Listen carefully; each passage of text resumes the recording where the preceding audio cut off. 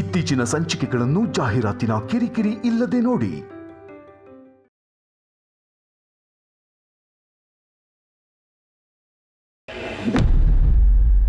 ಇದರಲ್ಲಿರೋ ಮಾತ್ರೆ ನಿಮಗೆ.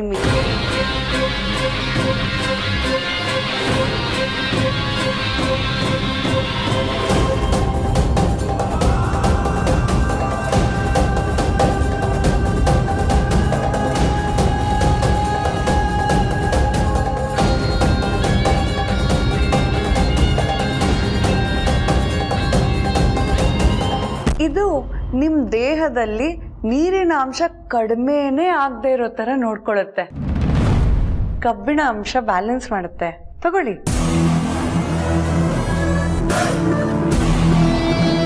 ಕ್ಷಮಿಸಿ, ನನಗೆ ತಕ್ಕ ಮಟ್ಟಿಗೆ ಆಯುರ್ವೇದ ಚಿಕಿತ್ಸೆ ಗೊತ್ತು.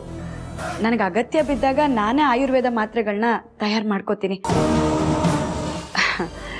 ಈಗ ಈ ಮಾತ್ರೆ ಅವಶ್ಯಕತೆ ಇಲ್ಲ, ನನಗೆ ಬೇಡ.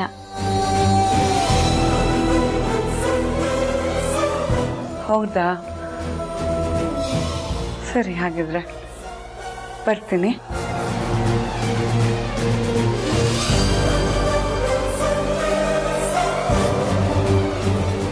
ಒಂದು ನಿಮಿಷ, ನೀವು ಮೊದಲನೇ ಸಲ ನಮ್ಮ ಮನೆಗೆ ಬರ್ತಾ ಇದ್ದೀರಾ, ನೀವು ಕಾಫಿ ಕುಡ್ಕೊಂಡು ಹೋಗಬೇಕು. ಇಲ್ಲ, ಪರವಾಗಿಲ್ಲ, ನಾನು ಬರ್ತೀನಿ.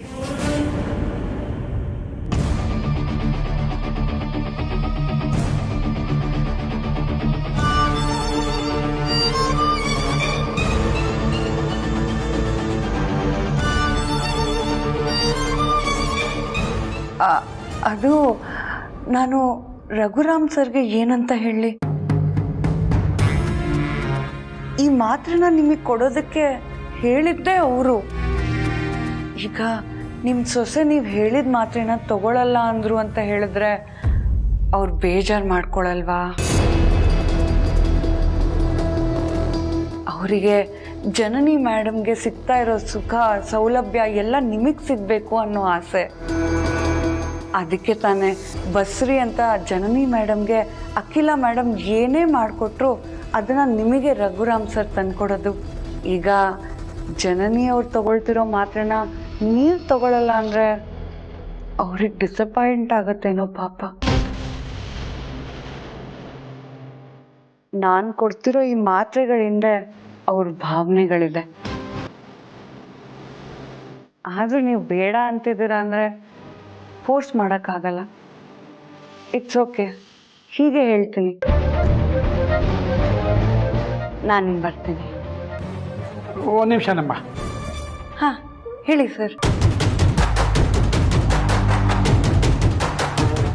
ಪಾರ್ವತಿ, ಅವ್ರ ಭಾವನೆಗಳಿಗೆ ಧಕ್ಕೆ ಆಗೋದು ಬೇಡ, ಮನ್ಸಿಗೆ ನೋವಾಗೋದು ಬೇಡ. ಮಾತುಗಳನ್ನ ತಗೊಳ್ಳಮ್ಮ. ಕೊಡಿ.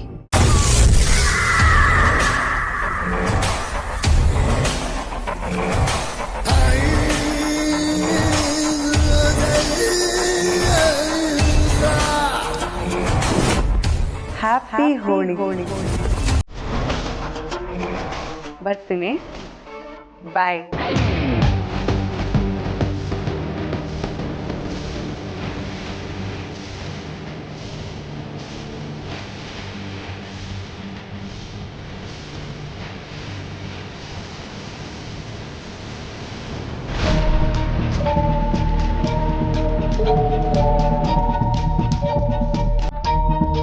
ಪಾರು, ಒಬ್ಬರು ಬರೋಕ್ಕೆ ಹೇಳಿದ್ದಾರೆ.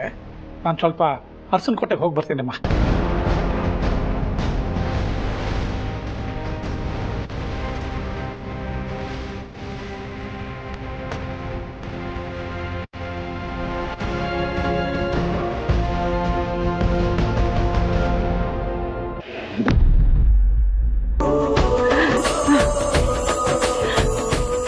ಎಲ್ಲರಿಗೂ ಹೋಳಿ ಹಬ್ಬದ ಶುಭಾಶಯಗಳು. ಹ್ಯಾಪಿ ಹೋಳಿ ಅಕ್ಕ. Thank you.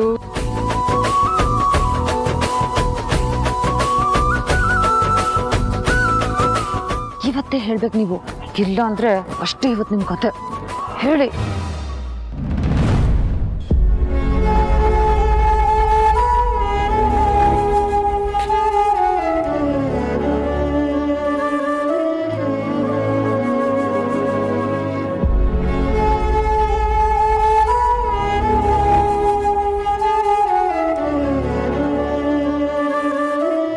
ಅಂಗಡಿಗೆ ಹೋಗಿ ಬರ್ತೀನಿ ಅಂತ ಹೋದ ಯಜಮಾನ್ರು ಇಷ್ಟೊತ್ತಾದ್ರೂ ಯಾಕೆ ಬರಲಿಲ್ಲ?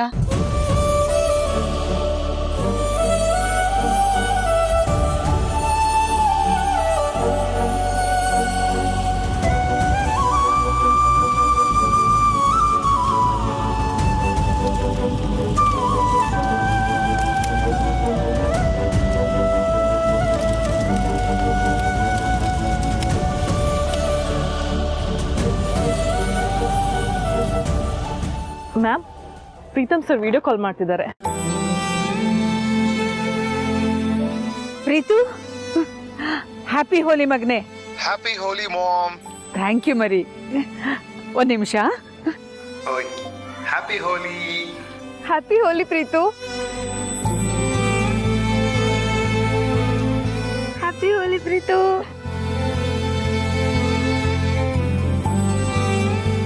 ಮಾಮ್, ಹೋದ ಕೆಲಸ ಮುಗಿತಾ ಬಂತು, ಆದಷ್ಟು ಬೇಗ ಬಂದ್ಬಿಡ್ತೀನಿ. ಆಗ್ಲಪ್ಪ, ಮೋಸ್ಟ್ ವೆಲ್ಕಮ್ ಮಗನೆ. ನಿನಗೋಸ್ಕರ ಕಾಯ್ತಾ ಇರ್ತೀವಿ. ಬಾಯ್ ಪ್ರೀತು.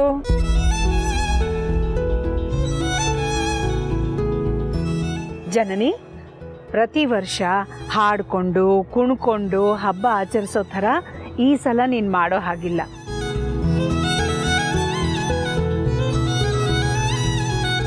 ಸೂಕ್ಷ್ಮವಾಗಿ ನಿಧಾನವಾಗಿ ಆಚರಿಸ್ಬೇಕು. ಯಾಕಂದ್ರೆ ನಿನ್ನ ಹೊಟ್ಟೆಲಿ ನಮ್ಮ ವಂಶದ ಕುಡಿ ಬೆಳೀತಾ ಇದೆ.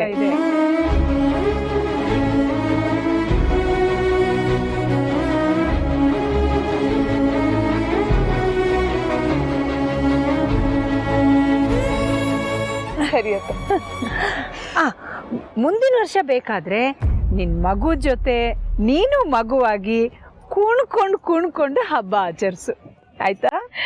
ಸರಿ.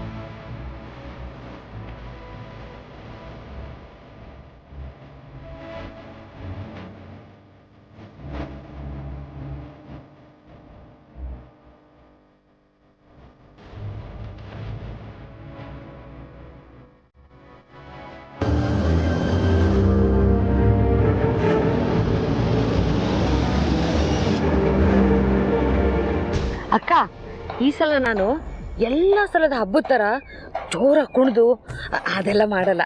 ಜನನಿ ಎಷ್ಟು ಡಿಸೆಂಟಾಗಿ ಹಬ್ಬನ ಆಚರಿಸ್ತಾಳೋ ನಾನು ಹಂಗೆ ಡಿಸೆಂಟಾಗಿ ಹಬ್ಬ ಆಚರಿಸ್ತೀನಿ ಅಕ್ಕ. ಆಯ್ತಮ್ಮ. ಹ್ಯಾಪಿ ಹೋಲಿ. ಹ್ಯಾಪಿ ಹೋಲಿ ಅಕ್ಕ.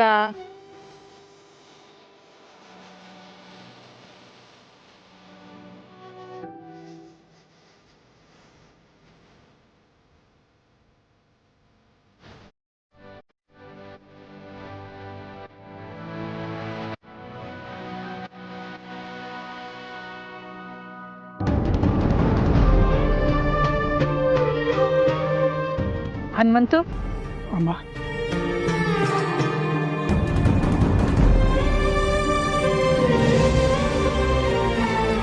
ಹೋಲಿ ಹಬ್ಬದ ಶುಭಾಶಯಗಳು.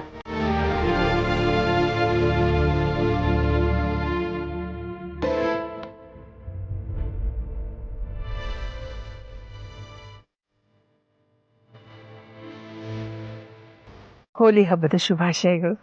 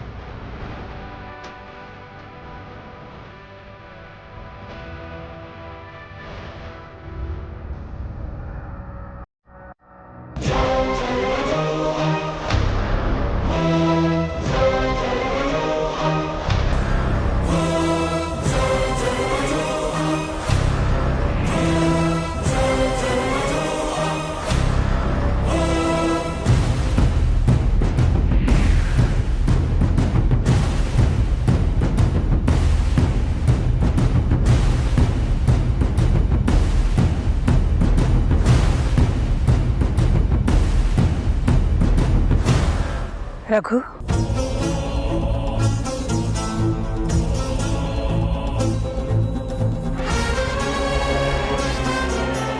ದುಬಾಯಿಂದ ನಮ್ಮ ಚಿಕ್ಕ ಮಗ ಕೆಲಸ ಮುಗಿತಿದ್ದ ಹಾಗೆ ಮನೆಗೆ ವಾಪಸ್ ಬರ್ತಾನೆ. ಈ ವರ್ಷ ಅಲ್ಲದೆ ಹೋದ್ರು ಮುಂದಿನ ವರ್ಷ ಹೋಳಿ ಹಬ್ಬಕ್ಕೆ, ಅಷ್ಟೇ ಯಾಕೆ ಮುಂದೆ ಬರೋ ಎಲ್ಲ ಸಂಭ್ರಮದಲ್ಲೂ ಅವನು ನಮ್ಮ ಜೊತೆಲಿ ಇರ್ತಾನೆ. ಆದರೆ ನಮ್ಮ ದೊಡ್ಡ ಮಗ ಆದಿತ್ಯ, ನಮ್ಮ ಸೊಸೆ ಪಾರ್ವತಿ ಕಣ್ಮುಂದೆ ಇದ್ರು ಭಾವ, ಈ ಮನೇಲಿ ನಮ್ ಜೀವಕ್ಕೆ ಸೇಫ್ಟಿ ಇಲ್ಲ ಅಂತೇಳಿ ಆಸ್ತಿಲ್ ಭಾಗ ಕೇಳಿ ಮನೆ ಬಿಟ್ಟು ಹೋದವ್ರ ಬಗ್ಗೆ ನೀವೇನ್ ಭಾವ? ನೀನು ಹೆಂಡ್ತಿನ ಮನೆ ಒಳಗೆ ಕರ್ಕೊಂಡು ಹೋಗು. ದಾಮಿನಿ ನಡಿ, ಅಕ್ಕ ನಡಿ ಅಂದೆ.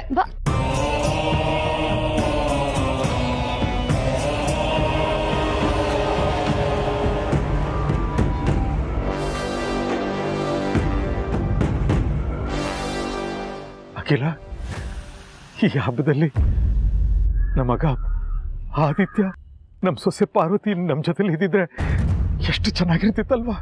ಪ್ಲೀಸ್ ರಘು, ನಾನು ಎಷ್ಟು ಸಲ ರಿಕ್ವೆಸ್ಟ್ ಮಾಡ್ಕೊಂಡಿದ್ದೀನಿ ನಿಮ್ಮನ್ನ, ಈ ಮನೆಯಲ್ಲಿ ಅವರಿಬ್ಬರ ಹೆಸರನ್ನ ಎತ್ತಬೇಡಿ ಅಂತ.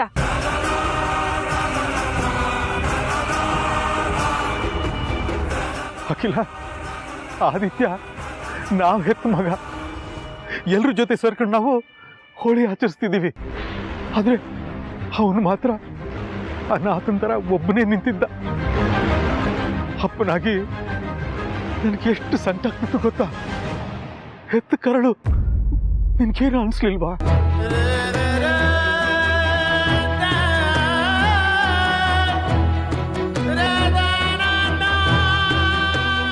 ಅವ್ರ ವಿಷಯದಲ್ಲಿ ನಿನ್ ಮಾತು ಕಠೋರವಾಗಿರ್ಬೋದು, ಆದರೆ ನಿನ್ ತಾಯಿ ಹೃದಯ ಕಲ್ಲಾಗಕ್ಕೆ ಸಾಧ್ಯನಾ?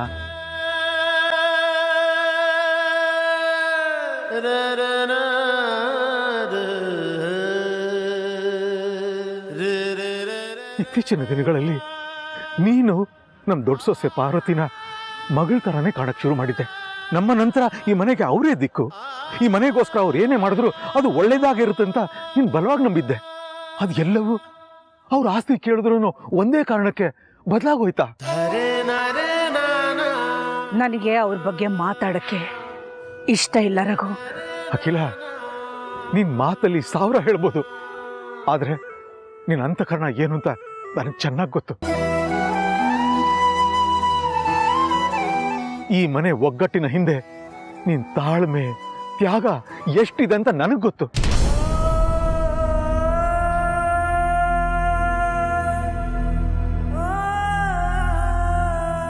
ನೀನ್ ಕಟ್ಟಿ ನಿಲ್ಸಿರೋ ಒಗ್ಗಟ್ಟಿನ ಸೌಧಾನ ಕಾಪಾಡಬೇಕಾದವ್ರೆ ಒಡೆಯೋ ಪ್ರಯತ್ನ ಪಟ್ರು.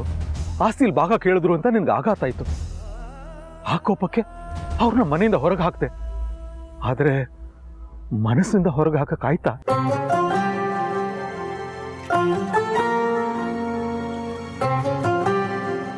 ಹೌದು ಅಂತ ಒಂದೇ ಒಂದ್ಸಲ ನನ್ನ ಕಣ್ಣಲ್ಲಿ ಕಣ್ಣಿಟ್ಟು ಹೇಳಿ ನೋಡೋಣ.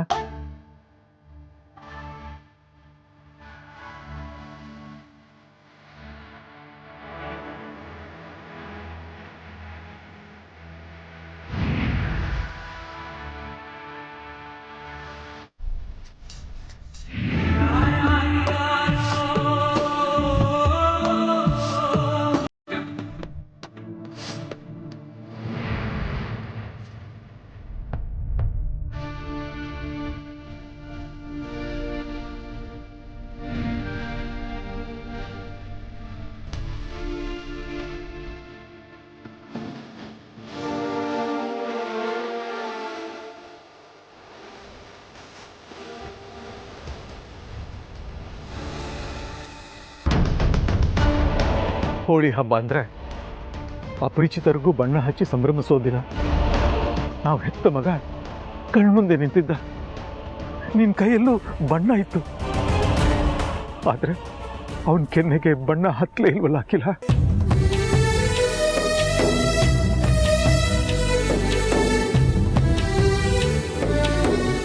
ಇವತ್ತು ಯಾಕೋ ಎಷ್ಟೇ ಕಂಟ್ರೋಲ್ ಮಾಡ್ಕೋಬೇಕು ಅಂತ ಅನ್ಕೊಂಡ್ರು ನಂಗೆ ಸಂಕಟ ತಡ್ಕೊಳಕ್ ಆಗ್ತಿಲ್ಲ. ಸಾರಿ.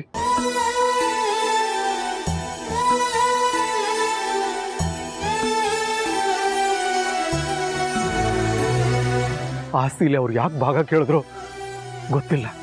ಅವ್ರನ್ನ ಕೇಳಿದ್ರೆ ಅವ್ರು ಹೇಳ್ತಾನೂ ಇಲ್ಲ. ಆದರೆ ನೀನು ಒಂದೇ ಒಂದ್ಸಲ ದೊಡ್ಡತನ ತೋರಿಸಿ ನೀನು ಹಾಕಿರೋ ಆಣೆನ ವಾಪಸ್ ತಗೊಂಡು ಒಂದ್ಸಲ ಅವ್ರನ್ನ ಮನೆಗೆ ಬಾ ಅಂತ ಕರಿ. ಮತ್ತೆ ನಾವು ಎಲ್ಲರೂ ಒಗ್ಗಟ್ಟಾಗಿ ಒಂದೇ ಮನೆಯಲ್ಲಿ ಎಲ್ಲರೂ ಜೊತೆಯಾಗಿರ್ಬೋದು.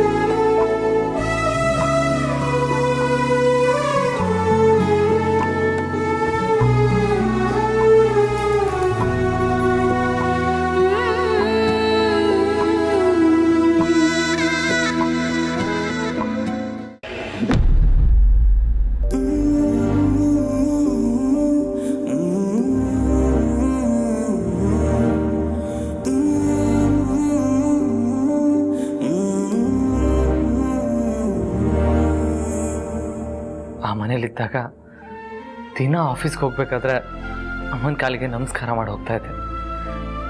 ಆದ್ರೀಗ ಹಬ್ಬಗಳಲ್ಲೂ ಅಮ್ಮನ ಆಶೀರ್ವಾದ ಸಿಗ್ತಾ ಇಲ್ಲ. ಅವ್ರ ಮುಖ ನೋಡೋದಕ್ಕೂ ಅವಕಾಶಕ್ಕೋಸ್ಕರ ಕಾಯೋ ಥರ ಆಗಿದೆ. ನನಗೂ ಅಷ್ಟೇ ಯಜಮಾನ್ರೆ.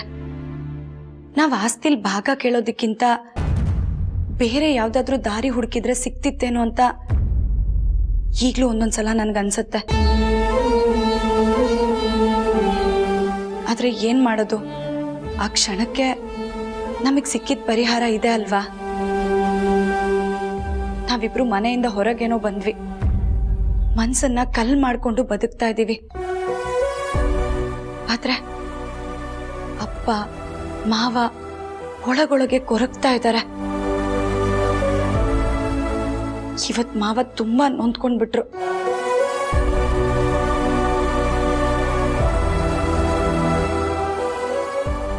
ಸಂಬಂಧಿಕರು ಸಾವಿರಾರು ಜನ ಇರ್ಬೋದು, ಆದ್ರೆ ಕುಟುಂಬ ಅನ್ನಿಸ್ಕೊಳ್ಳೋದು ನಾವು ಕೂಡಿ ಬಾಳ್ದಾಗ. ನನಗಂತೂ ನಾವ್ ಯಾವಾಗ ಅತ್ತೆಮ್ಮನ ಹತ್ರ ಕ್ಷಮೆ ಕೇಳಿ ಆ ಮನೆಗೆ ಹೋಗ್ತೀವೋ ಅಂತ ಅನ್ನಿಸ್ಬಿಟ್ಟಿದೆ. ನನಗೂ ಅಷ್ಟೇ ಬಾರು. ಪ್ರತಿದಿನ ಅಮ್ಮನ ಮುಖ ನೋಡೋ ಅದೃಷ್ಟ ಯಾವಾಗ ಸಿಗುತ್ತೋ ಅಂತ ಅನ್ಸ್ಬಿಟ್ಟಿದೆ.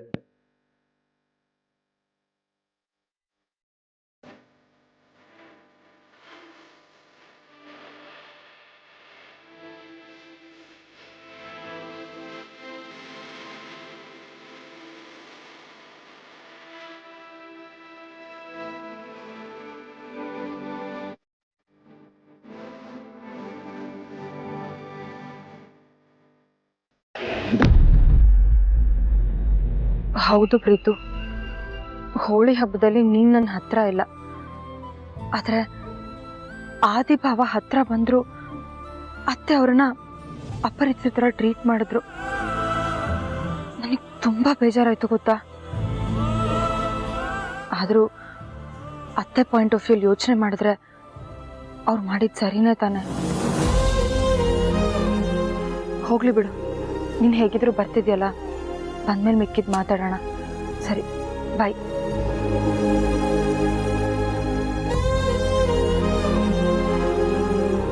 ಸರ್, ಬೆಳಿಗ್ಗೆನೆ ಹೋಗಿ ನಿಮ್ಮ ಹಿರಿ ಸೊಸೆಗೆ ಕೊಡ್ಬೇಕಾಗಿರೋ ಮಾತನ್ನ ಕೊಟ್ಟು ಬಂದಿದ್ದೀನಿ ಸರ್. ತುಂಬಾ ಥ್ಯಾಂಕ್ಸ್ ಕಣಮ್ಮ.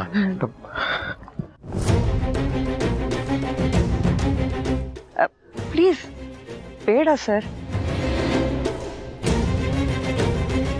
ಪಾರ್ವತಿ ಅವ್ರ ಬಗ್ಗೆ ನಾನು ಸ್ವಲ್ಪ ಮಟ್ಟಿಗೆ ತಿಳ್ಕೊಂಡಿದ್ದೀನಿ.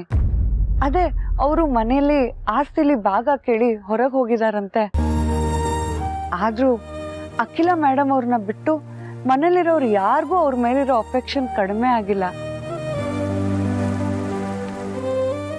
ಸೊ ನನಗೂ ಪಾರ್ವತಿ ಅವ್ರ ಮೇಲೆ ಸ್ಪೆಷಲ್ ಕನ್ಸರ್ನ್ ಇದೆ. ಅವರು ನನಗೆ ಸ್ಪೆಷಲ್ ಕೇಸ್. ಹಣಕ್ಕೋಸ್ಕರ ನಾನು ಮಾತ್ರೆ ಕೊಟ್ಟಿಲ್ಲ, ನನ್ನ ಮನಸ್ಸಿನ ತೃಪ್ತಿಗೋಸ್ಕರ ಕೊಟ್ಟಿದ್ದೀನಿ.